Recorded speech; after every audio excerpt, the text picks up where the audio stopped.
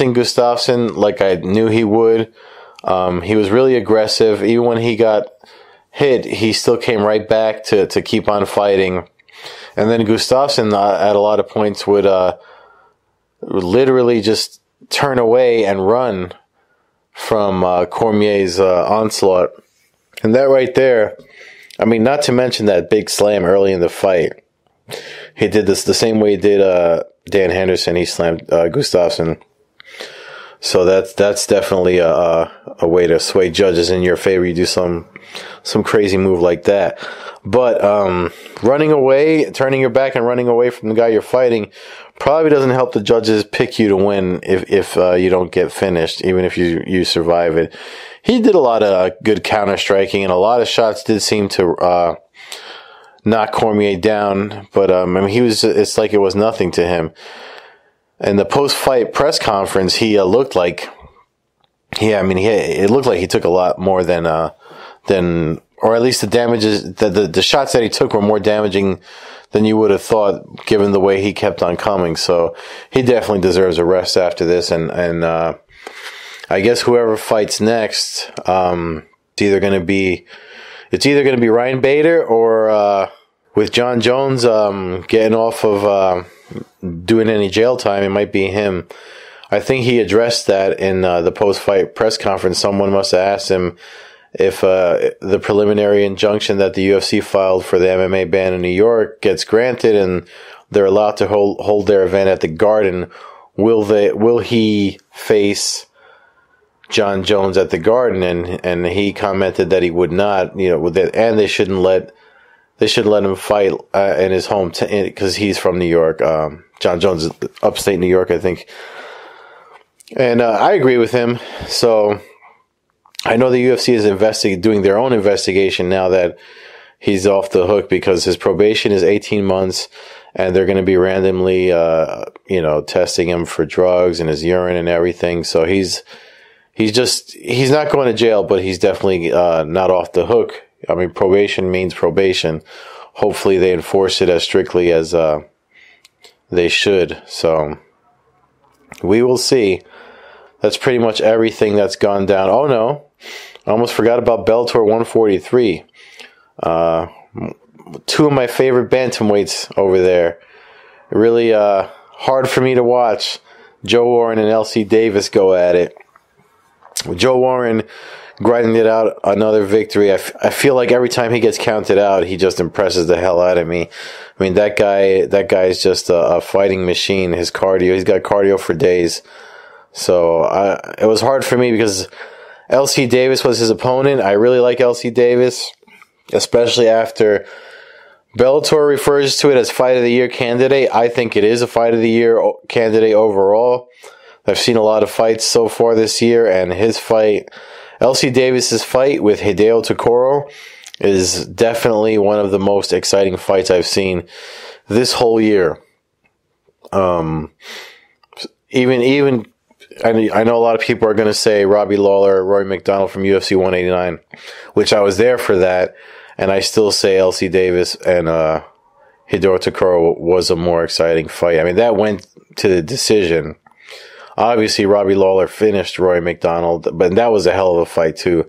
I'm not trying to take anything away from them, but right now, number one fight of the year for me is LC Davis versus Hideo Tokoro, and number two is Lawler and McDonald at UFC 189. So take that how you will, but yeah. That was a great fight. Anyway, back to Bellator 143. So Joe Warren managed to get past LC Davis, unfortunately for LC Davis, but he'll be back. They'll both be back. And Kendall Grove fought on that card and knocked out Joey Beltran. It was crazy because it looked like the fight was going to go the distance, and then he just caught Beltran really hard on the chin, and it was a really good knockout. Good win for him. I guess that catches us all up in all of our mixed martial arts since you last heard from me. I'm hoping there's some big news coming in the coming week. Like I said, this is Sunday night. So hopefully, if I really got my fingers crossed the MMA ban in New York is a sensitive thing for me. If you guys that listen probably know that. In one of my earlier podcasts, I did a live broadcast of one just when I was upset about the bill not getting passed this past summer. So I was just venting. So hopefully Mr. Rios and I get together soon to talk about it. And I hope that by the time we do, the ban is lifted, or at least the event can be held for the Garden, and we'll have a lot more to talk about when I bring back Chris Rios to this podcast. So I'll keep this one short.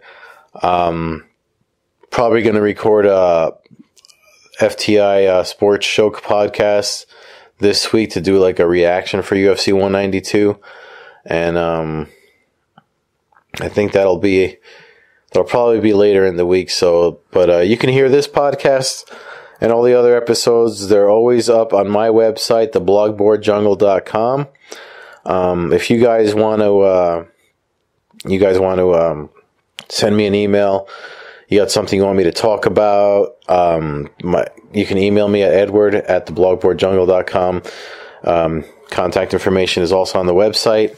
And if you want to ever read my mixed martial arts analysis for the sport of mixed martial arts, you can go over to page2sports.com and check our stuff out there. It's funny because for UFC 192, one thing before I let you guys go, I almost forgot to mention the day before, the thing with Johnny Hendricks and Tyron Woodley, that fight got scratched so just before the weigh-ins because Johnny Hendricks had to get rushed to the hospital. I had heard he had a kidney stone too, and I don't know if it was due to him cutting weight, but what I do know is he was 26 pounds overweight the Tuesday before he was supposed to weigh in. So Dana White looked pretty pissed off about it, and it looks like he's gonna, if Johnny Hendricks wants to continue to fight with the UFC, he'll be doing so at 185, and I think that's probably the best option for him if he's going to be 26 pounds overweight the fight week. So, that's kind of disrespectful to his opponent to not make weight while they're working hard. It's kind of like saying you don't take your opponent seriously. I mean, that's my understanding of it. That's how I see it. So, that's my opinion. Anyway, I think that's it. I'm going to keep this one short. So, what do we got? 23 minutes here. But I will be back. I'll try to keep it consistent. And there's a couple of podcasts coming up. I have an article I'm working on for King of the Cage. That's going to be on October 17th. One of our analysts had a chance to interview the light heavyweight champion there, Daniel El Leon Hernandez, and he's fighting what looks to be a tough customer that's moving up in weight. Another Daniel, I think his name is Daniel Madrid. I did some research for the interview, and so I have to listen to that, and there'll be some stuff on that on page2sports.com. But yeah, so October is going to be a pretty busy month for combat sports. And I'm going to get a Halloween-themed guest, too, towards the end of the month, just because Halloween is my favorite month, and Blogboard Jungle does cover a lot of horror stuff on top of the mixed martial arts and TV and all the other brain farts that I have. So, all right. Well, thank you for listening. Thanks for tuning in for those that do. Again, I will have Mr. Rios back and a few other guests that are on the future agendas. So, you guys have a good week. Take care. I'm going to get my girlfriend on here soon. I just got to get her over her shyness. She is my my number one partner when I watch all these fights and stuff that I talk about. She's always with me, and she's definitely into them. She's very opinionated. She doesn't think she's a hardcore fan. I would say she borders between hardcore and casual. But anyway, you guys have a good week. We'll talk to you next week. I'll try to be consistent. So take care. Have a good one. Peace.